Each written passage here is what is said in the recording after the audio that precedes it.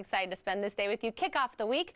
First off, let's talk about it. Relationships sure are not easy. And today, two of our favorite experts give us the secret to creating a relationship we want, get this, in 3 easy steps. We welcome back to the show sex therapist Megginson and Kristine D'Angelo teaming up on me here. This is great. I love it when you guys are on together because you come from different perspectives, but you two, I know, work together often. And really, today we're going to do this, like tackle it. 3 easy steps. Yes. Absolutely. Well, thanks for having us. So just for context, I'm Megginson. I'm a couples and sex therapist, and I'm thrilled to be here with my favorite colleague, Kristine D'Angelo, certified sex coach. And we've been going around town virtually giving this talk, how to create a relationship you love in 3 easy steps, because we know that couples are struggling right now more than ever. So we're excited to dive in and tell you how to make this magic happen in your own relationship. Is that true? Are you really seeing, so many couples struggle? Because I think that almost brings couples peace as well, to know that others are struggling as well. This is kind of an unprecedented time. It too will be over, but you got to get through it. Mm-hmm. What do you think, Kristine? Definitely. Oh, definitely. Absolutely. I think what the challenge is here is couples are really being forced to slow down for the first time in forever. So we're really being faced with, I'm around you all the time, right? Right. Truly. I'm around my partner all the time. Yeah, I'm around my kids all the time, that kind of thing. Mm-hmm. Yeah, really having that escape. So that's your first tip, is to prioritize that alone time. Yeah, so step 1 of our 3-step model is really all about self-care and self-love and self-development. So from my perspective, it's more important now than ever that you are getting time away from your partner to really invest in yourself. And you can do whatever you need to do. Maybe it's a solo night at a hotel, one of my favorite activities, or maybe it's investing, learning a new hobby, reading a new book, just doing something separate from your spouse so that you have something to talk to them about when you come back into the relationship. There's something interesting about you. Oh, see, I completely had turned that. When I saw prioritize alone time, I thought you meant with your spouse, but you mean alone. Okay, so how do you address this with your spouse? Because I can only imagine for some people saying, hey, I want to go get a hotel room is not going to sound very good. Like, it'll sound a little bit insulting.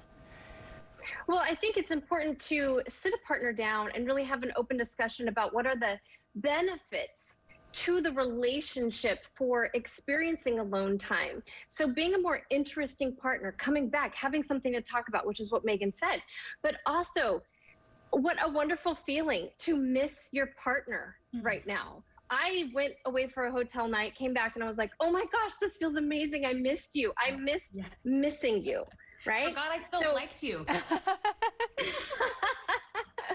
But also, while you're prioritizing your own alone time, you're going away, your partner is also getting some alone time in the house. So it's kind of a win-win situation. But also, one of the ways that you can prioritize your alone time is making sure that you're focusing on self-pleasure, what's feeling good for you in your alone time, focusing on your own hobbies, tapping into what's going to feel good for me, what's going to rejuvenate me, what's going to allow me to tap into some of my personal sexual energy while I'm alone and away, so that it's easier for you to tap into that sexual energy when you come home, miss your partner, and boom, you can get that sexual energy because you just went and explored it on your own. I love Megan's response. Like, oh yes, I need to do that. Yes, so good. So talk about the second tip you have. Then the second step is to build emotional intimacy. How do you go about that, Megan? That's right. Yeah. So, for the foundation really is, how are you taking care of yourself, right? It all starts with us. If you're doing well, you are going to have so much energy and love to bring into the connection with your partner. So this, Kara, really is the step where we recommend scheduling time together with your partner, just the two of you. And we want you to laugh together, have new and fresh conversations together. But more importantly, we want you to be vulnerable with each other. So talk about your hopes and dreams, your fears, your grief, the things that, you're really sad about, that you're missing maybe this holiday season because of the pandemic. We want to create an environment in our relationship where we can really deepen our emotional connection so that we feel closer and more connected than ever. See, I think that's the odd thing about this time is you feel like you should have more emotional connection because you're with them all the time. But Yes, it's really, truly where you almost feel counterintuitive. like you're not having fun together and you can't do what you normally would do together. So That's right. stepping aside, what can you do? What can you ask your partner? What can you say in those moments? You know, I think just having open conversations about how you're doing is a really great place to start. You know, being patient, compassionate with each other, but just being really curious too. How are you doing right now? How are you feeling? What do you miss? What do you want? What's missing from our relationship, right? Any question in that spectrum, I think, is going to be a really good start to deepening the emotional connection between you. Okay, I can only imagine. Oh, go ahead. Sorry. Be ready for your partner's answer.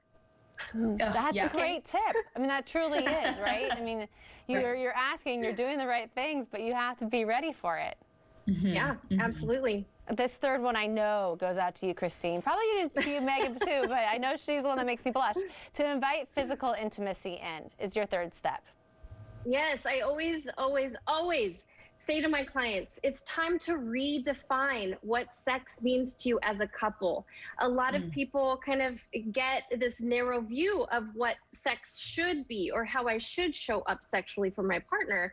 And Megan and I both agree it's time to redefine that. If you and your partner are coming together and enjoying your time, if you're feeling connected, if you walk away from any experience with your partner where you felt pleasure and you really feel connected and fulfilled, guess what? You just had sex with your partner. So start prioritizing more novelty into that scheduled time with each other so that you're trying new things, you're being adventurous, you're planning time to be intimate with each other. And I know it's a struggle, especially for people who are working all day, children are being homeschooled.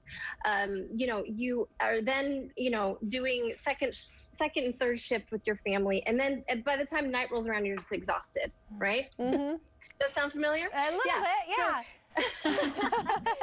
That's why it's so important to schedule this time so you both can begin preparing for it mentally, physically. Who's going to plan the date for each other so that not just one person gets stuck with the priority of planning a date, but both of you are putting energy and effort into it. So you're really spending that time wisely with each other. Can you give a really quick example of approaching your partner about this date or this time or reinventing your relationship, your sexual relationship? Either of you? Yeah, I think a great way to set someone aside and just say, hey, our relationship is very important to me. And the physical side of things is also very important to me.